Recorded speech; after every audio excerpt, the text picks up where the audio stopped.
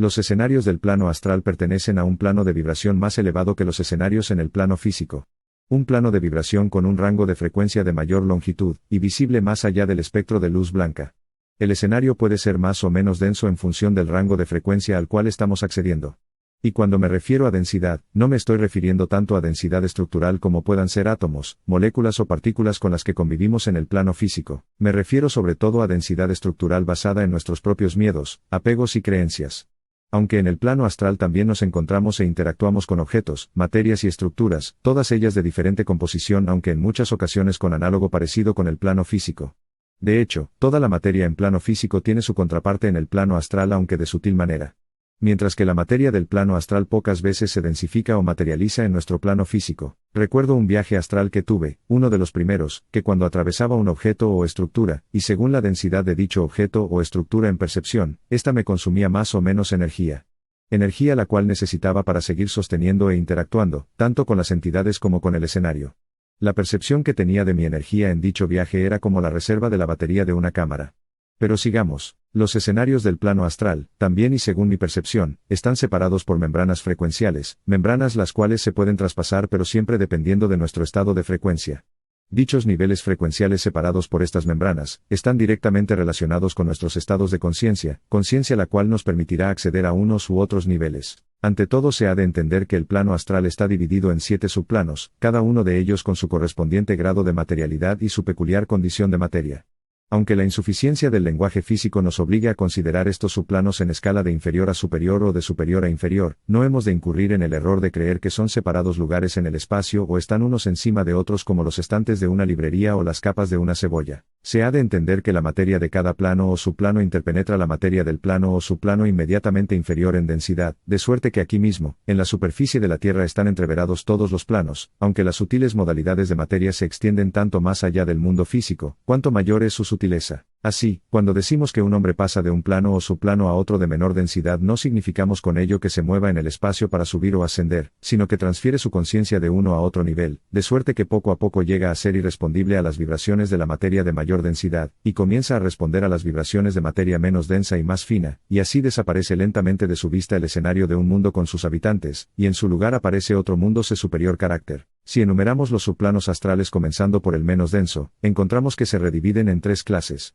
Los subplanos primero, segundo y ternero forman la primera clase. Los cuartos, quinto y sexto, la segunda, y la tercera el séptimo e inferior subplano, que permanece aislado. La diferente densidad de la materia astral de los subplanos de la primera clase en comparación con la de la segunda, es como la que existe entre un líquido y un sólido de materia física, mientras que la diferencia entre la materia de los 3 subplanos de la clase primera sería como la que hay entre líquidos de menor a mayor densidad, y la diferencia entre la materia de cada uno de los 3 subplanos de la segunda clase, sería como la que hay entre sólidos de menor a mayor densidad, por ejemplo, corcho, avena y acero. Prescindiendo, por el momento, del séptimo subplano, diremos que los sexto, quinto y cuarto tienen por trasfondo el mundo físico con todos sus conocidos accesorios. La vida en el sexto subplano es la misma que la ordinaria vida terrestre, menos el cuerpo físico y sus necesidades, pero al transferirse a los quinto y cuarto subplanos es cada vez menos material, y se retrae más y más del mundo terreno y de sus intereses. El escenario de estos subplanos es el mismo, y mucho más que el de la Tierra, porque cuando desde ellos observamos por medio de los sentidos astrales, hasta los objetos puramente físicos presentan muy diferente aspecto, y los percibe quien tiene los ojos completamente abiertos, no como de ordinario desde un solo punto de vista, sino por todos lados a la vez. Según quedó dicho en la introducción, aunque la idea es bastante confusa, y si añadimos que las partículas del interior de un sólido son tan claramente visibles como las de la superficie, comprenderemos que en tales condiciones, aun los objetos más familiares pueden parecer al principio totalmente desconocidos. Sin embargo, si consideramos el asunto, resultará que la visión astral se aproxima mucho más cercanamente a la verdadera percepción, que la visión física.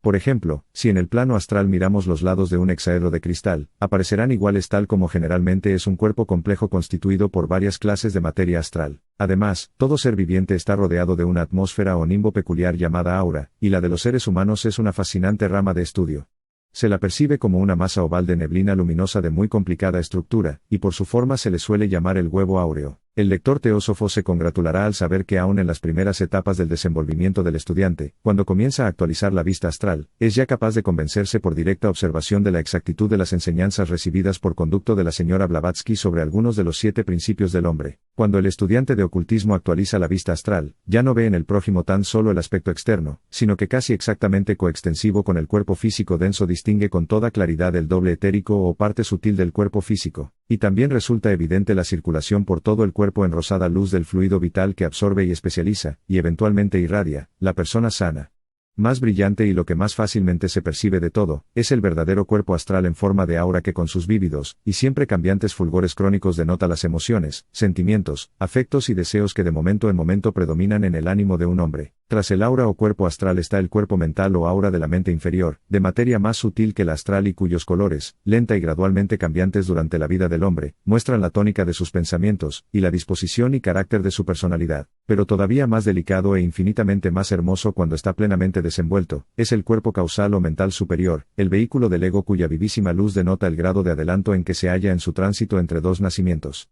Más para ver las auras astral, mental y causal es necesario que el estudiante haya actualizado la visión en los respectivos planos. Muchas dificultades evitará el estudiante si aprende a considerar dichas auras como la positiva manifestación del ego en los respectivos planos y no como meras emanaciones. Ha de comprender que el huevo áureo es el verdadero vehículo del ego, y no el cuerpo físico condensado en el plano terrestre. El cuerpo causal, constituido por materia de los 3 subplanos superiores del plano mental, es el vehículo o vestidura del ego mientras permanece en el plano causal, o sea el conjunto de los 3 subplanos superiores del plano mental, y cuando para reencarnar desciende, se reviste de un cuerpo llamado mental por estar constituido de materia de los 4 subplanos inferiores del plano mental, y que le es necesario para actuar en ellos. Este cuerpo mental se llama también cuerpo devachánico, pero no se detiene en su descenso hacia la reencarnación, sino que tal plano propiamente mental desciende al astral, de cuya materia se forma un cuerpo llamado por lo mismo cuerpo astral, además de los ya poseídos cuerpos causal y mental. Finalmente desciende hasta el plano físico en donde asume un cuerpo de materia física. Desde luego se comprende que estos cuerpos, o vehículos, o envolturas no están sobrepuestos como las prendas de vestir de una persona, sino que se interpenetran, de suerte que el cuerpo causal ocupa el centro a modo de núcleo, y difunde sus radiaciones por toda la masa de las entreveradas modalidades de materia constituyente de los diversos cuerpos, de suerte que el ego residente en el huevo áureo o cuerpo causal preside a todos ellos. Como quiera que los cuerpos del hombre se interpenetran, se necesita mucho estudio y práctica para distinguirlos a primera observación.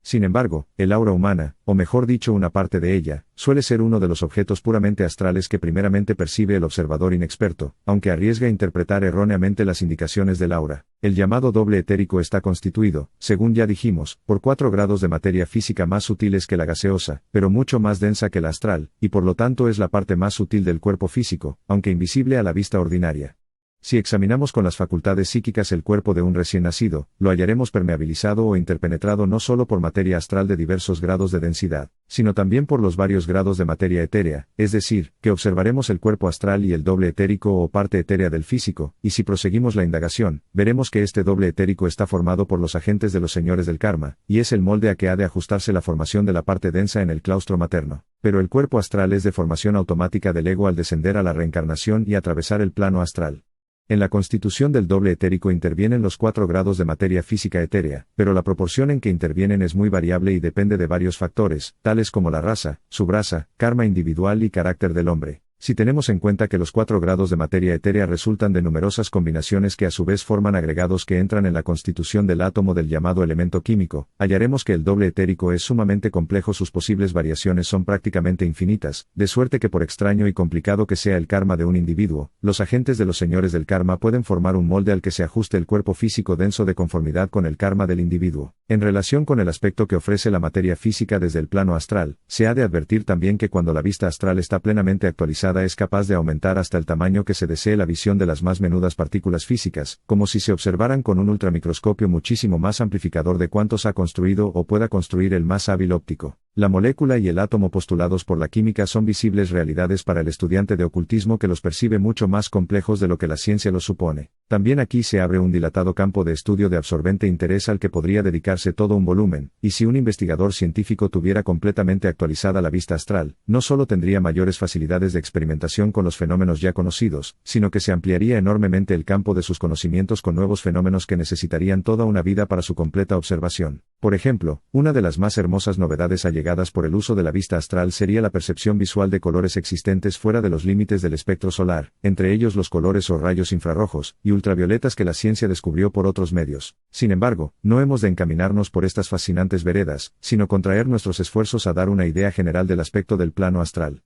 Aunque, según dijimos, los ordinarios objetos del mundo físico forman el trasfondo de los subplanos inferiores del plano astral, se perciben desde este plano muchas más características, de suerte que su verdadero aspecto difiere considerablemente del que nos es familiar en el mundo físico. Así, por ejemplo, una roca vista astralmente no es ya una inerte masa de piedra. Se ve de golpe toda la masa en vez de una pequeña parte de ella, son perceptibles las vibraciones de sus partículas físicas, y se advierte la contraparte astral constituida por diversos grados de materia astral, cuyas partículas también están en constante vibración. Además, se ve cómo la vida universal circula por la masa, y de ella irradia formando un aura de poca variedad y corta extensión, y cómo la interpenetra siempre activa y fluctuante la esencia elemental. Desde luego que las complicaciones son más numerosas en los reinos vegetal, animal y humano. Podrá objetarse que la mayoría de los psíquicos que ocasionalmente tienen vislumbres del plano astral, no aluden a semejantes complicaciones ni tampoco dan cuenta de ellas las entidades que se manifiestan en las sesiones espiritistas. Pero se desvanece fácilmente la objeción al considerar que son muy pocas las personas inexpertas, ya vivientes o desencarnadas, capaces de ver en el mundo astral las cosas como realmente son, pues se requiere para ello dilatada experiencia, y aun quienes tienen por completo actualizada la vista astral están a veces demasiado ofuscados y confundidos para comprender y recordar lo que perciben.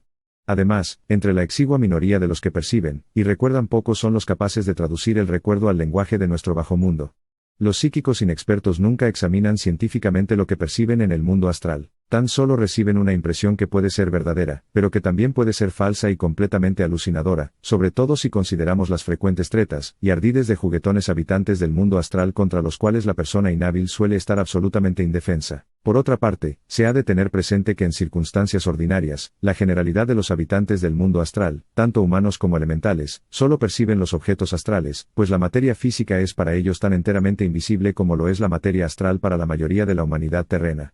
Solo ven la contraparte astral de los objetos físicos, y esta distinción, aunque parezca insignificante, es muy esencial para la completa comprensión del asunto. Si una entidad astral actúa constantemente valiéndose de un medium, sus sentidos astrales pueden ir perdiendo su agudeza hasta ser insensibles a las vibraciones de la materia de su propio plano, y únicamente a las de la del físico cuyos objetos percibirá entonces como nosotros los percibimos. Únicamente el que en esta vida terrena tiene del todo actualizada la vista astral, y es plenamente consciente en ambos planos físico y astral, puede percibir clara y simultáneamente los objetos en ambos planos. Por lo tanto, la complejidad existe y únicamente cuando se percibe, y con espíritu científico se analiza hay completa seguridad contra todo error. En cuanto al séptimo e ínfimo subplano del plano astral, también es su trasfondo nuestro mundo físico, pero solo se tiene de él una falsa y parcial visión, porque todo lo bello, bueno y luminoso permanece invisible. Hace 4000 años describió este lugar el papiro egipcio del escriba Ani, en los términos siguientes: ¿qué lugar es este a donde he venido? No hay agua ni aire, es profundamente insondable, negro como la más negra noche, y los hombres vagan irremediablemente errabundos. No puede el hombre vivir aquí con sosegado corazón. Para el infortunado ser humano que se halla en este plano astral es positiva verdad que la tierra toda está llena de tinieblas y crueles moradas, pero las tinieblas surgen del interior del individuo, cuya existencia transcurre por lo mismo en una perpetua noche de horror y marginalidad. Es un verdadero infierno, aunque como todos los infiernos, creación mental del propio individuo. Muchos estudiantes consideran tarea en extremo desagradable la investigación de este subplano astral, porque su densa y grosera materialidad es indescriptiblemente repulsiva para el liberado cuerpo astral que experimenta una sensación tan penosa como si atravesara un negro y viscoso fluido, con añadidura de que también los habitantes y las influencias son sumamente ingratos. Los tres primeros subplanos astrales, aunque ocupan el mismo espacio, son mucho menos materiales y dan la impresión de estar más alejados del mundo terrestre. Los habitantes de estos tres subplanos ya no se preocupan del mundo físico ni de sus materiales pertenencias. Están por lo general profundamente ensimismados y crean su propio ambiente, lo bastante objetivo para que lo perciban otras entidades astrales y también los clarividentes. Estos tres subplanos constituyen indudablemente la tierra de verano o país estival de que tanto se oye hablar en las sesiones espiritistas, y sin duda que las entidades que de allí procedentes la describen, dicen la verdad en cuanto alcanza su comprensión. En dichos tres planos las desencarnadas entidades humanas, a que el vulgo de las gentes, y los espiritistas llaman impropiamente espíritus, constituyen con la imaginación sus temporarias casas, escuelas y ciudades de interina realidad, aunque el clarividente no las percibe tan bellas como a sus complacidos creadores les parece. Sin embargo, hay algunas de estas imaginarias creaciones de la mente, lo bastante hermosas para que quien no conozca nada mejor se recree paseando por bosques y montañas, huertos y jardines y por las orillas de apacibles lagos, de mucho mayor amenidad que cuanto se ve en el mundo físico, pues cada cual puede formarse su ambiente a medida del poder de su fantasía. En cuanto a las diferencias entre los tres subplanos superiores del plano astral serán de más fácil explicación cuando tratemos de las entidades humanas que los pueblan. Quedaría incompleta la descripción del escenario astral si no mencionáramos los impropiamente llamados registros en la luz astral. Estos registros, o anales, o archivos, o recuerdos son de rigor una especie de materialización de la memoria de Dios, una vívida representación fotográfica de todo cuanto ha sucedido, pero están permanentemente impresos en un nivel muy superior al astral, y se reflejan más o menos espasmódicamente en el plano astral, de suerte que quien no tenga visión superior al astral, solo podrá obtener de los registros o archivos informes, y datos incompletos y desconectados en vez de una narración coherente. Con todo, estas representaciones de los sucesos pasados se reproducen constantemente en el plano astral, y forman una parte muy interesante del ambiente del investigador. Sostener los escenarios a los cuales accedemos dentro del plano astral dependerá de nuestra habilidad y entrenamiento en este magnífico plano. Habilidad y entrenamiento que de seguro conseguiremos en mayor o menor medida pero siempre desde la práctica.